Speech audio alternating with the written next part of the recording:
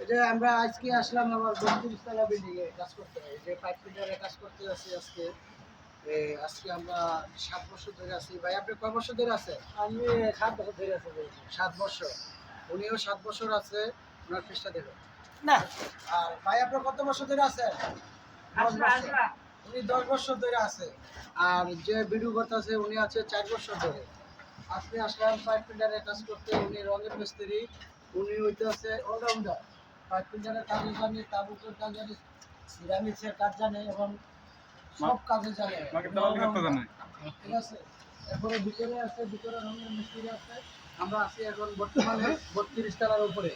দেখেন প্রবাসীদের জীবন দেখেন। এত কষ্ট করে আমরা প্রবাসীদের রেমিটেন্স বাংলাদেশে পাঠাই, কিন্তু আমাদের সরকার প্রবাসী করে নেওয়ার কোনো ভূমিকা নেয় নাই। আমাদের বাংলাদেশ সরকারের কাছে একটা অনুরোধ, আমাদের প্রবাসীদের নিয়ে একটু চিন্তা করেন। আমাদের প্রবাসীদের যখন একটু আপনারা যেই দাবি করছে প্রবাসীরা যে দাবি করছে দাবিটা পূরণ করেন।